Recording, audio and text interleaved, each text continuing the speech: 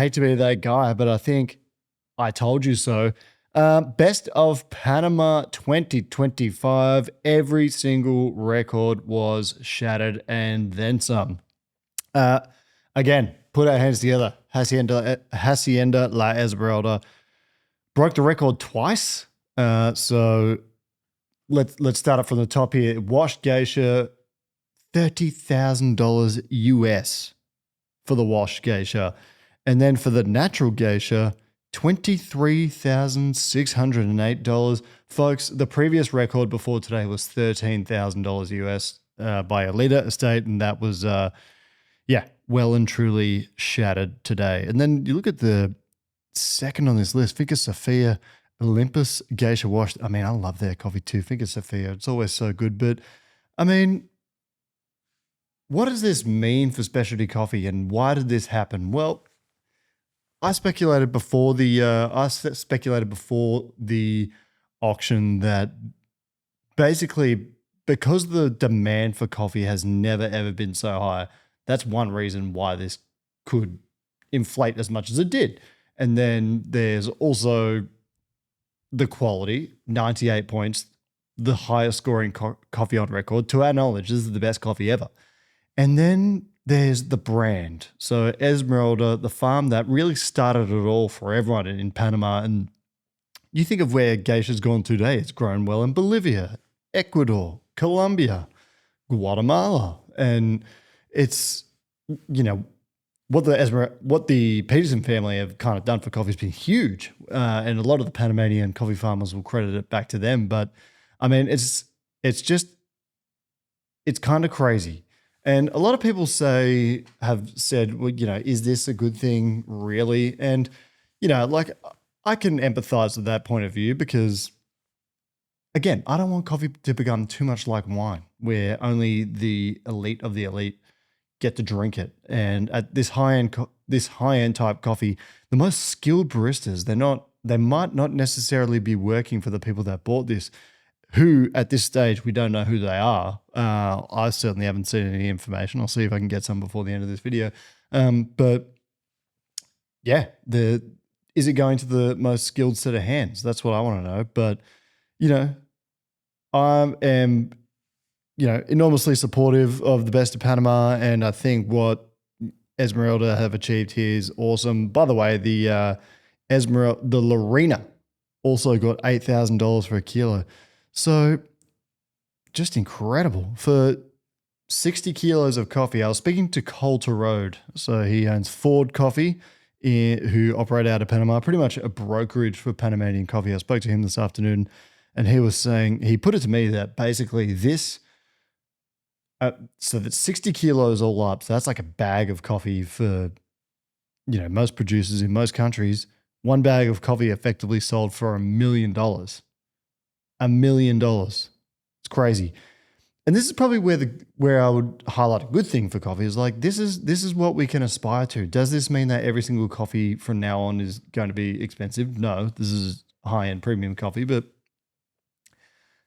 it gives other people something to aspire to. And is this only exclusive to Panama in the future? I really don't think so. What evidence is there to suggest that this kind of thing will only ever be achieved in Panama? Like I had someone ask me this the other day. Why can't a Colombian farm do it? Like a La Palma El Tucan, Cafe Grajo La Esperanza, or Mikava. Why can't they do it? Why can't Geisha Village do it in Ethiopia? Why can't the Rodriguez family or Tekesi do it in Bolivia? There's absolutely no reason why not. They all grow outstanding coffee that is very capable of being respected to the level that this is. So again, reviewing the numbers, $30,204 for 1 kilogram of the geisha washed. And mind you, folks, they have to buy 20 kilos. So that totals $604,000 US for the washed. And then for the natural, again, $23,608. So cumulatively speaking, $472,000. And then Lorena went for $8,000, total of $160,000. Just an astounding amount of money. I don't know how it'd be very interesting to see who gets this. And I kind of watched the auction throughout the day to see how it worked. And some people were putting in small incremental bids. Cole said he put in a bid for the Geisha Washed and was praying that he wouldn't have to buy it because who knows, maybe he can buy it. But all up, 18,988 bids, $2,861,200 spent on the auction, total auction value. Highest lot price, the Geisha Wash, $30,000. My goodness. So a little bit about those geishas. So they both come from the same plot of the farm on Esmeralda called Nido. So the Geisha Wash Nido, Geisha Natural Nido. And where am I going with this? I think that sometimes things like this need a name. Lots like this need a name. And I don't want to call it just Nido. And you might have seen from the thumbnail to this podcast, all you 90s kids remembering back to some first generation Kanto Pokemon.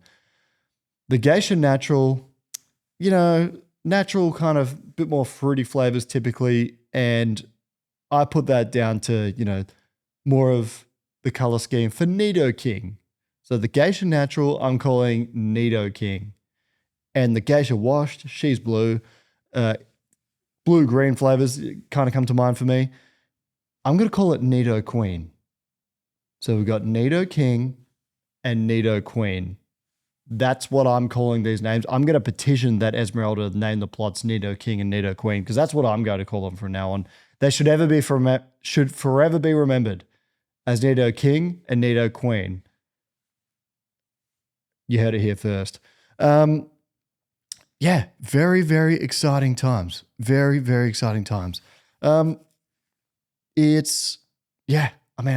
pretty lost for words. So many people were. And of course, I made a video about this, a mini podcast about this a few nights ago and released it. And I got some very, I guess, angry responses in my DMs about it. And some people even spoke to me in person saying that I was full of shit. And look, I got kind of lucky with the prediction, but I did suspect that this would happen, and I genuinely felt like it could be around this area because one, you look at last year's Elite Estate that got $13,000 for a kilo, scored 96 points. Both of these coffees are above that, and no disrespect to any Panama coffee grower out there, but Esmeralda's the OG. They are the original gangster of the Panamanian coffee business. And I just thought that brand status just meant so much. And the flavor profile, like we've got so many wild, wacky anaerobic ferments and things these days. But I think when it's all said and done, the best of the best coffee is that high-grown, clean geisha. It's the best of the best.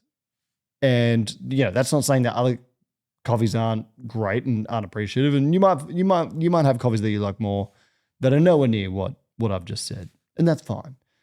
But I think for most coffee professionals, that's the apex coffee experience. It's right up there. For like having a Panama Geisha filter, it's just special. For me, I also love washed Ethiopian espresso. I think that's some of the best coffee going around. I wanted to give a quick shout out to Timor. This is a Timor sculpted grinder here. It's beautiful. Look at this. Attaches by a magnet. But Timor has been one of my... I've only got one sponsor, and it's Timor. And they've been a big backer of me since I decided to go podcasting solo. It's been a big move for me, big career defining moment. And I've been working extremely hard. And the viewership of this podcast is going up a lot. And, I thank all of you listeners for sticking around. I know I provide a bit of entertainment for you, but one of my goals from doing the podcast is so that I can have it as a free resource for baristas around the world. I don't want to put this behind a paywall. I don't want to be on Patreon. I want to give this to you for free. So if I get more listeners and we can get sponsorship, that's someone else paying for it. At some stage I need to make some money out of this to, pay the editor and be able to do more things with it. It's never going to be a lucrative thing for me. reminder, I actually have my own business. I've got a cafe. We're opening a second one up soon, Project Zero Coffee if you're in town. And so I spend time away from that to do this, but this is a passion project of mine and I absolutely love it. And, I'm not stopping. So I do thank Time Off being loyal and basically believing in me. It's been really good of them. And not to mention the grind is excellent. So I've got a guy competing in the Brewers Cup. We've been practicing with this, comparing it to a industrial grinder that we've got at the cafe, and this has been yielding better results. So sometimes it's not always about how big it is, but how you use it.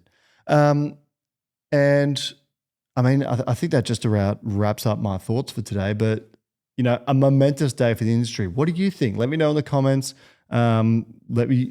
It's a truly, truly crazy day. Like, I mean, I suspected something like this could happen, obviously, and it did. So that's just incredible. I've actually been speaking to Rachel Peterson from Esmeralda, and I'm working on getting a podcast done with her.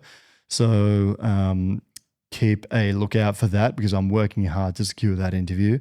And maybe, just maybe, I may or may not have Nido King and Nido Queen.